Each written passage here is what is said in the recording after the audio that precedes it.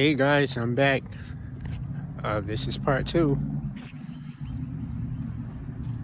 Um, Continuing on with the story. So I left off where the Shimmer Company showed up at the church.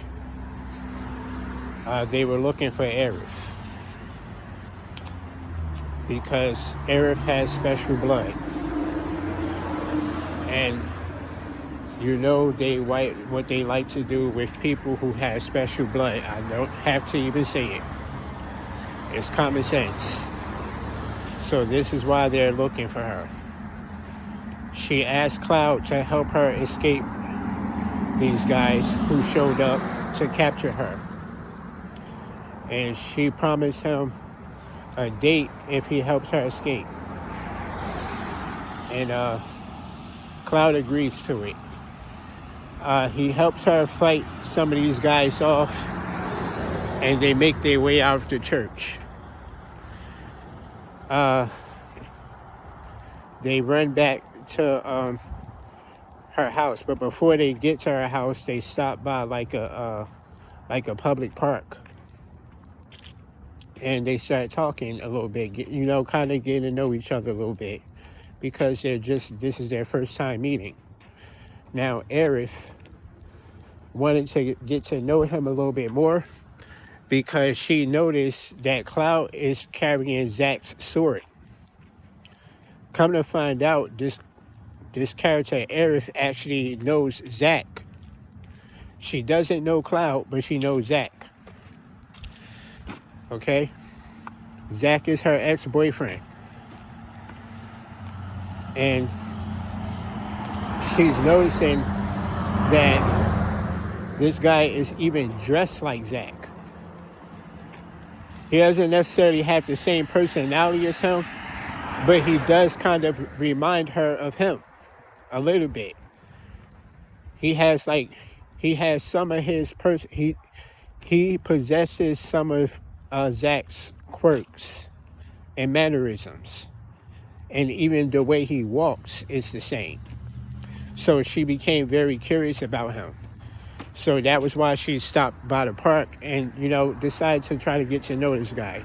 But the first thing she noticed was that sword. That was definitely Zach's sword that he was carrying. So she asked him about who he was and everything. And he told her that he's a former first-class soldier. Now remember, Cloud was not a first-class soldier. Zach was. But because he went through with the Destiny swap, he didn't do it intentionally, but because of the Destiny swap, he doesn't remember.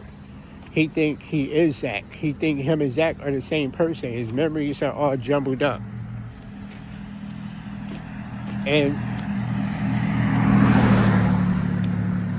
make a long story short, this made her even more curious about him because she's never heard of him. Zach had never even spoken about him with her, apparently. But, you know what I mean? He's telling her he's a first-class soldier. So, she basically suggests that he comes to her house for the night and rests. Because he wanted to immediately leave and find out where the rest of his crew went and whether or not they're still alive. But she said that he should just rest for the night because she was very curious at how he survived a fall like that. This guy fell at least 200 or 300 feet from the air, and he doesn't have a scratch on him. Yeah, the flower bed broke his fall, but after falling the distance like that, he should at least be seriously injured. This guy doesn't have a scratch on him. He doesn't seem to be hurt. So she thought that was weird too. Again, this is due to all the experiments that were done on him. Some of you probably already figured that part out. Anyway, so she suggested that he come back to her house and stay the night. Plus, she wanted to get to know him a little bit more anyway. She wanted to find out exactly who this guy was. So she wanted to keep him close. And so he agreed. He agreed to go back to her. He was reluctant at first. He wanted to get going right away, but he eventually agreed to go back to her home. Now, when he went to her house, he noticed that her house is surrounded by a very huge garden. There's flowers everywhere. This is a very poor place. This part of, like I said, from the bottom, is the bottom of Midgar is it's like levels of cities. At the very bottom is the poorest of people. They call it the slums. And working towards the higher up you go, the higher the classes of people get, and all the way until you get to the Sharon Corporation. So, what was I saying? So yeah, she lived like at the very bottom, I think, or very close to the bottom. She was like way down, but her house was the only place that looked like it was surrounded by life, because the rest of this city looked like death and decay. It was very poor. It was so much poverty. People were disease stricken. They didn't have any money. They had basically nothing really. So he noticed that just like the church, her house is surrounded by flowers too. And she takes him inside and he meets her mother. And Eric goes upstairs for a second. She said that she was going to prepare a bed for him. And while she's upstairs, Cloud is downstairs talking with her mom.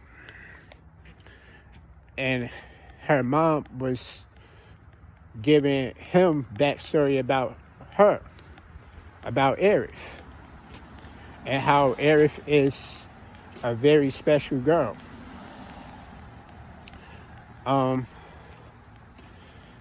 She basically told him that she's not Aerith's real mother. Aerith's real mother is actually dead. She found her at a train station with her dead mother, and she took her in.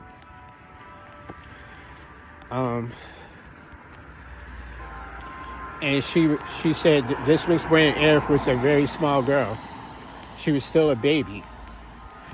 And as she was growing older, when she learned to speak and stuff, she was noticing how Aerith would be like talking to people that weren't there.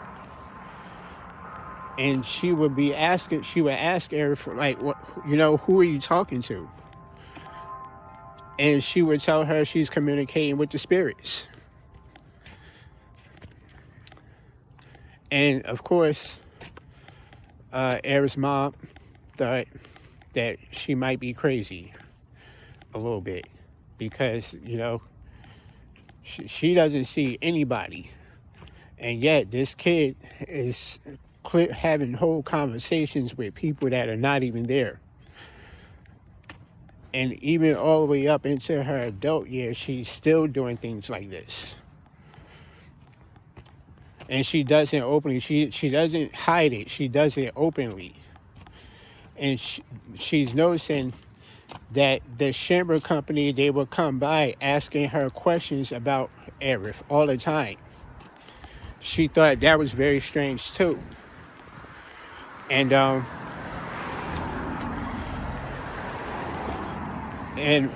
like I said, at first she thought Aerith might be a little bit crazy, until one day Aerith told her that she got a message from her husband. Now, her husband Eric's mom's husband was also in the military.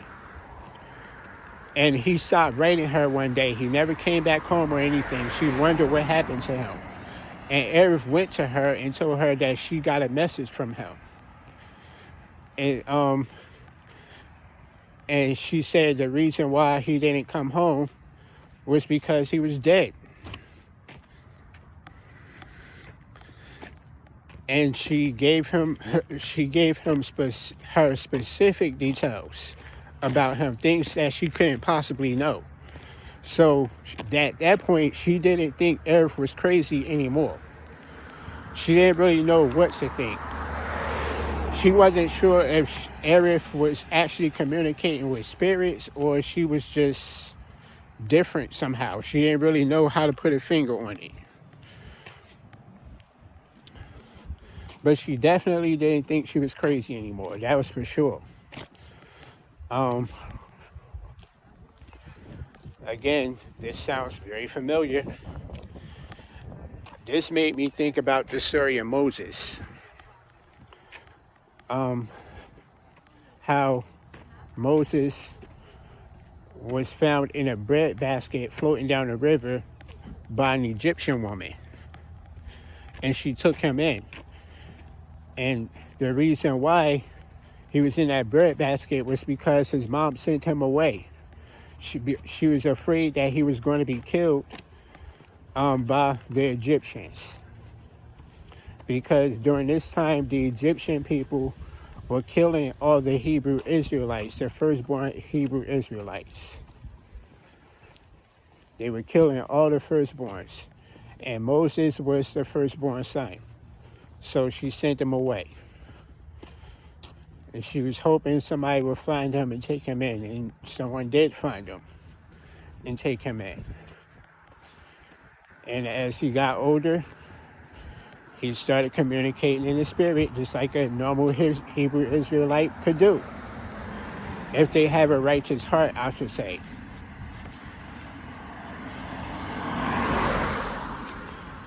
He started communicating in the spirit, and then that's how he became who he was.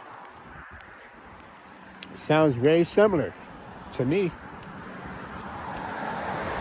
And as this game progresses on, you're going to see even more similarities with this character between characters like Eric and people like Moses.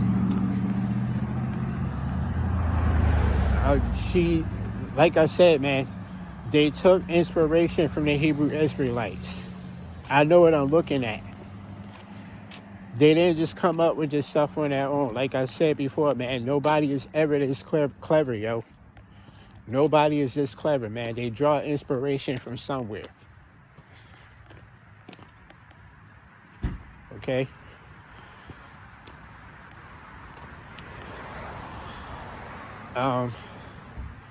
Eric comes back downstairs. Her mom cuts the conversation short right there. But Cloud just want to get back to his friends and find out what happened to them and see if they're still alive. So he tries to leave again. She stops him once again. She says she made a bed for him and she thinks he should rest.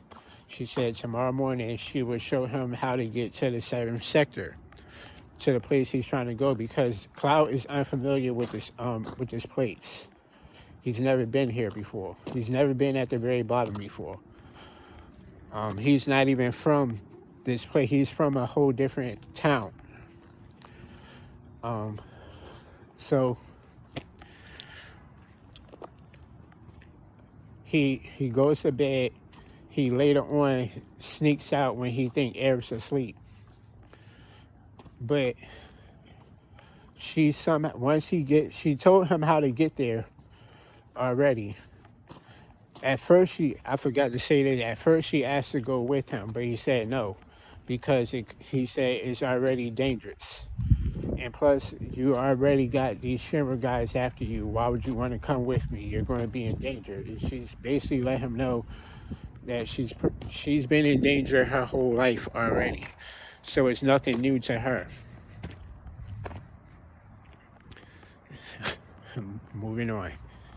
I'm not going to say anything. So he snuck out when he thought she was asleep. And when he got there, when he got to the 7th sector, she was actually there before him. She was in her room, in her bedroom, laying in bed when he left. And somehow she got there before him. And you might be wondering why, how did she do that? Maybe she took a shortcut. No, that's teleportation. She's very proficient with magic. I told you what her name is. Her name, she's very similar to the earth goddess, the goddess of witchcraft. So she basically, all she did was teleport. How did she even know that he left?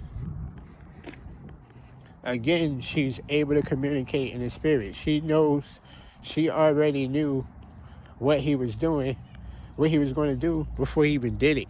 And she just met the guy.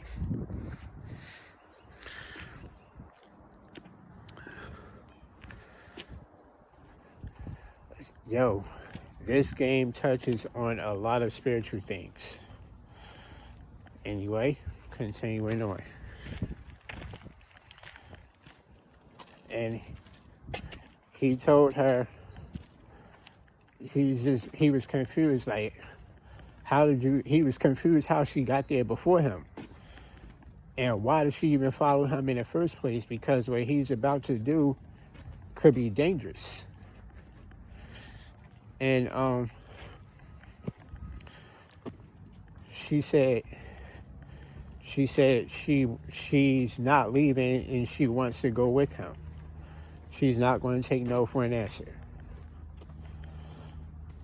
So at this point, they see like a horse and carriage ride by them. It was one of the people that was in his crew. It was Tifa Lockhart. She's one of the members of the Avalanche group. So he sees that she's still alive, but she's with these guys. He doesn't know who these guys are. And he's wondering what happened to the rest of them. He said, we need to follow them now. Well, he said, I need to follow them. He didn't want Eric to go with him, but she insisted on following him around anyway. Again, she's able to communicate in the spirit. Something was telling her that she needs to stick with this guy, especially with him carrying around Zach's sword like that. It was something weird about it. She wanted to know more. So she said, you're not going to shake me off that easily. She goes with him. They follow the wagon into like this other town. It's called, I think it was called Wall Market or something. A town for the poor people or whatever. Again, because of where they live. All of the people in the lower sector are poor. So, and this is a big town.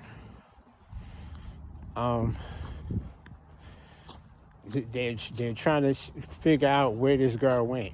Come to find out, this girl went to Don Corneo's mansion. Now, this, in my opinion, this is a play on Hugh Hefner. You guys already know who Hugh Hefner is, okay? He's well known amongst the global elites. I don't need to go too much in specific, but he owns the Playboy Mansion. Now, what's the logo of the Playboy Mansion? The Playboy Bunny, right? What's the significance of the Playboy Bunny? The Playboy Bunny is significant because Hugh Hefner had already entered the rabbit hole. He has forbidden knowledge. He's a warlock. I said I wasn't going to be specific, and I did it anyway. My bad, y'all. I slip up every now and then. But yeah, this guy, Don Corneo, in this video game, is basically Hugh Hefner. And he has a Playboy mansion. And this girl, Tifa Lockhart, Cloud's friend, had just entered the Playboy mansion. And he's wondering what the heck is she doing in a place like that? But he can't get in because he's a guy. They're only allowing females to get in, and only if this guy, Don Corneo, selects them. So what they do next, they decide to dress Cloud up like a woman in order for him to sneak inside of this mansion. So, excuse me, guys. He dresses up like a woman so he could sneak inside of the mansion, and it worked. He convinced them that he was actually a woman. He went drag, yo. Something that you see a lot right now with our men. You're seeing a lot more men dressing more feminine right now. You could say it was predictive programming, or you could just say it's just something, a game mechanic that they added in. You can perceive this one however you wish. Because back then, during this time, you didn't see a whole lot of men dressing like this out in the open the way you do right now. So it could have been some type of predictive programming. It's hard to say. So the plan worked, and they got inside of the Playboy mansion just as they planned. I'm going to end this one right here. I'll come back with part 3 soon. Later.